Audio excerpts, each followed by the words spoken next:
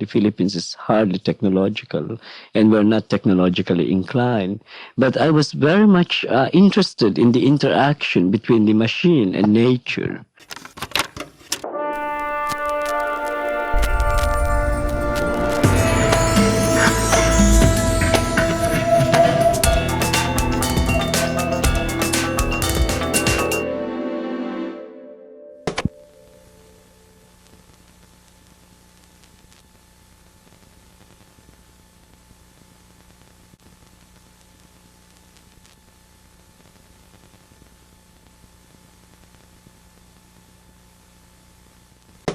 Started painting from very early on, when I was only 5 years old.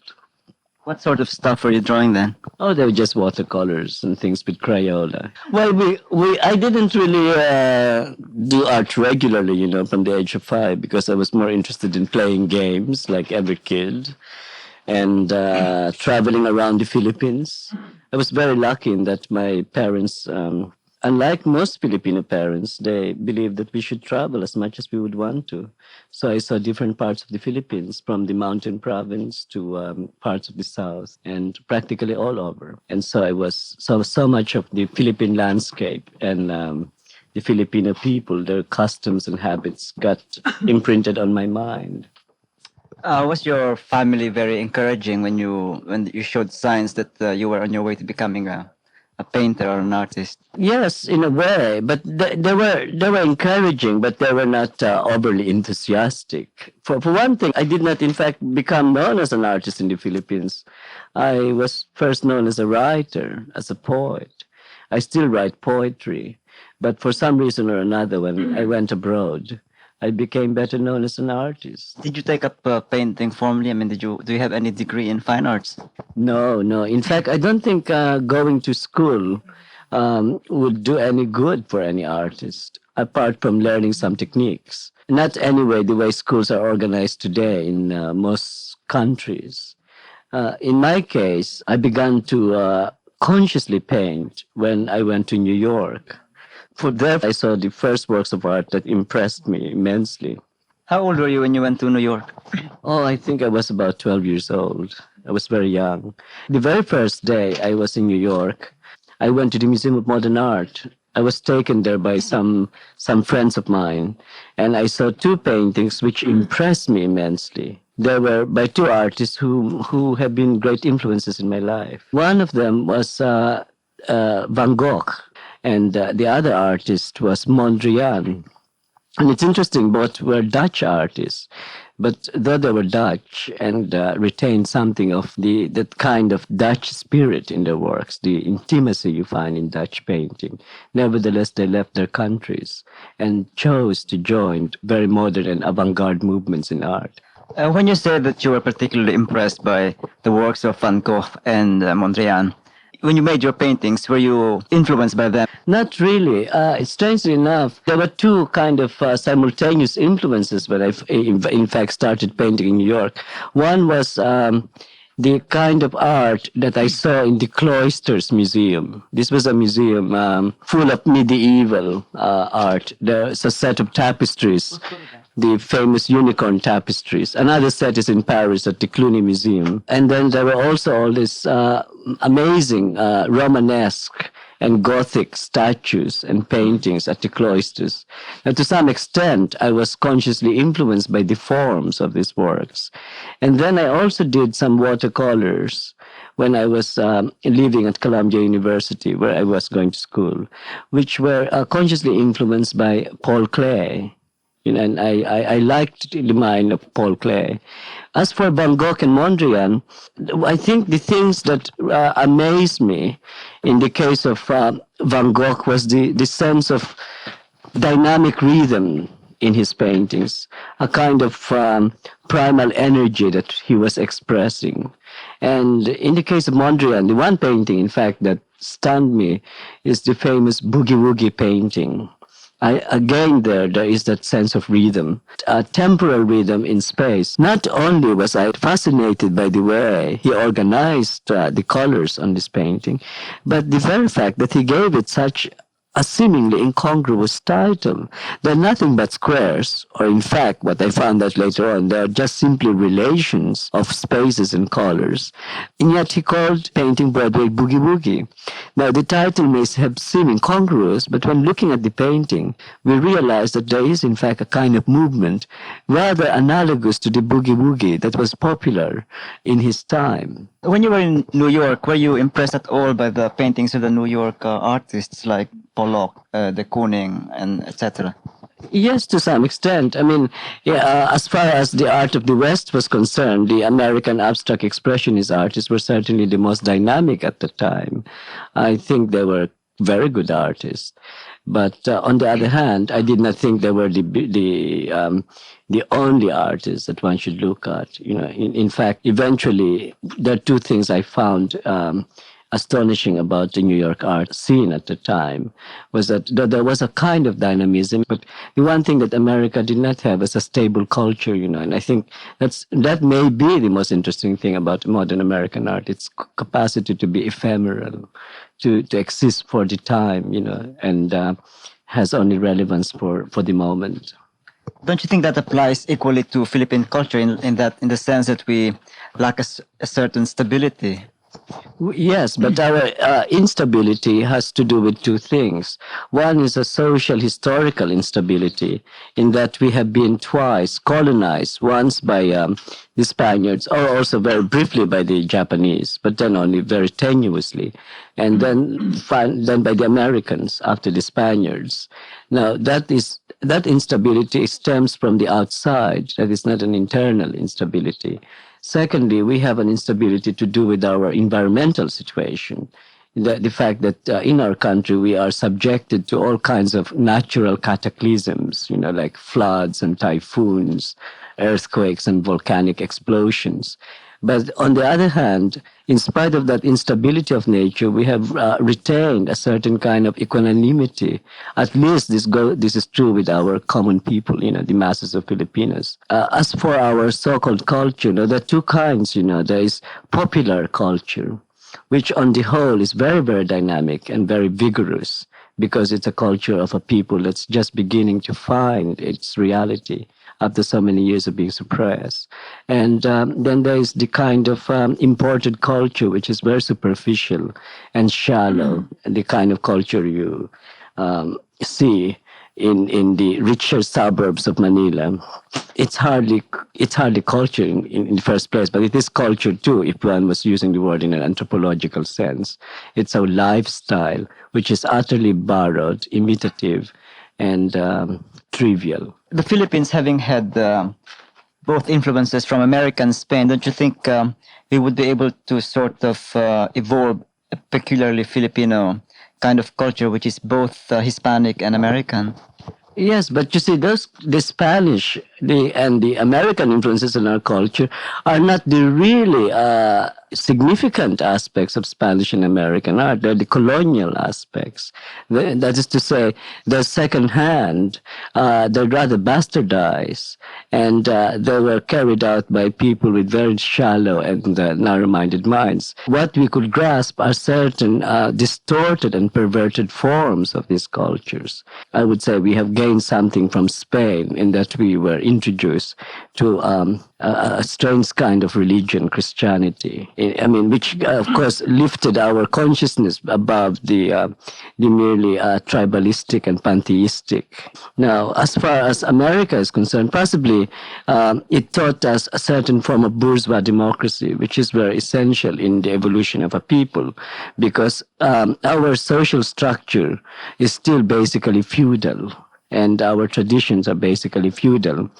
Do you think the Philippines will eventually evolve or develop typically distinctive in the sense that if you see, for example, art from Japan or China, you would know that it's Chinese or Japanese? Do you think the time will come wherein people will say that this is Philippine art?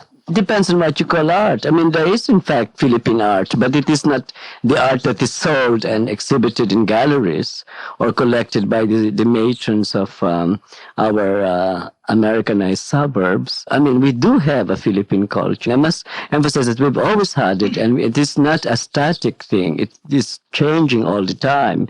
It may not be recognized by foreigners because mainly it's not even recognized by our so-called cultural leaders. It's right in front of their noses, and they're incapable of seeing that it is so distinct. It's certainly distinct from Japanese culture, distinct from Mexican culture, all great cultures. One would not possibly put it on the same level as the great cultures of China and such places where they've had a long imperial history. But it is culture just the same. And I would say it is even more significant in the future development of world cultures because it is, first of all, very democratic. It's communal. And these are the new forms of culture that are being discovered. We do have that.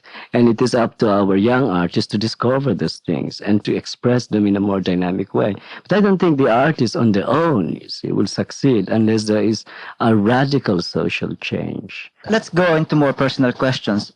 People have said that you can hardly be considered a Philippine artist because you have not been living in the country for so long a time. That's true in a sense, because one has to participate in the life of the people, in the struggles of the people back in our country to be considered truly a Filipino artist. I would accept that criticism, but only with this proviso. A lot of the people who say that, they live in the Philippines. Their minds are in fact elsewhere. They're aspiring to be in New York, or aspiring to be in London, or aspiring to be in Paris. In other words, they suffer a kind of transatlantic schizophrenia.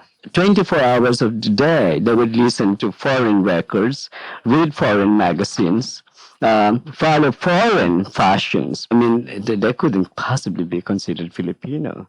And so I would accept that criticism. The fact that I'm away from our country means that I have not completely immersed myself in the lives of the people there. But on the other hand, I'm very conscious that my roots are in the Philippines, and that I have been severed from the country in a physical way. That is, I'm away from it in a physical sense. I have never been alienated from the Philippines. Some artists have said that they refuse to leave the country because they don't want their art to be influenced by other foreign painters.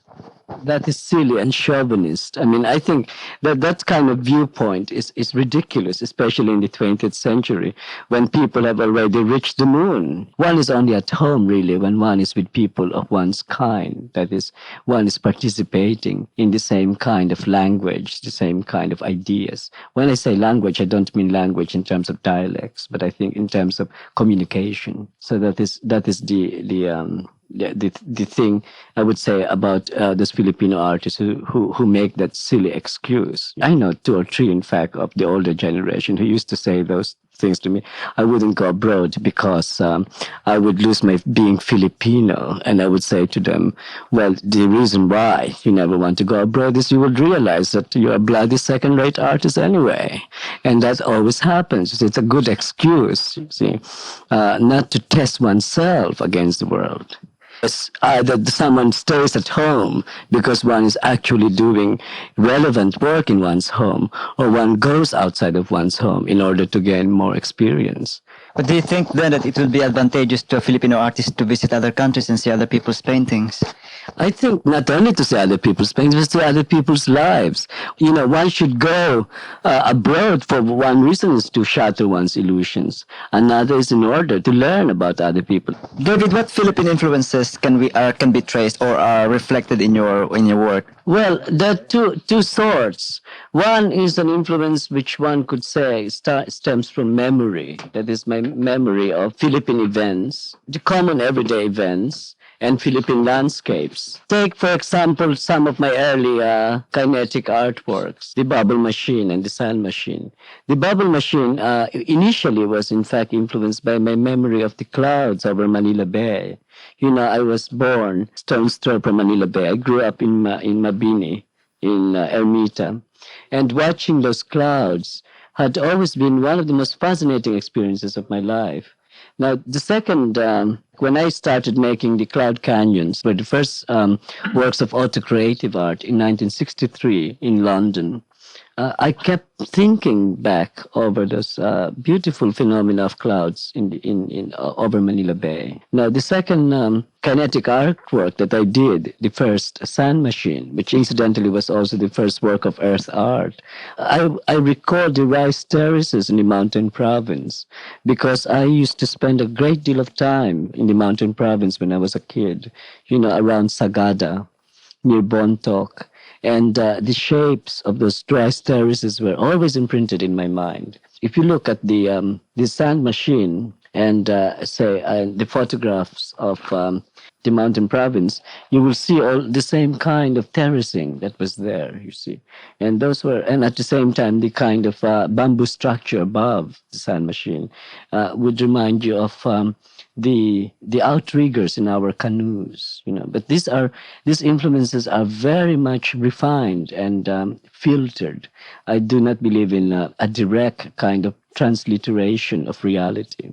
I started using machines because, I do not come from a technological society. The Philippines is hardly technological, and we're not technologically inclined. But I was very much interested in the interaction between the machine and nature. And eventually I became interested between the interaction between nature, man, and the machine. So that at every step in my progress as an artist, there is a logical sequence.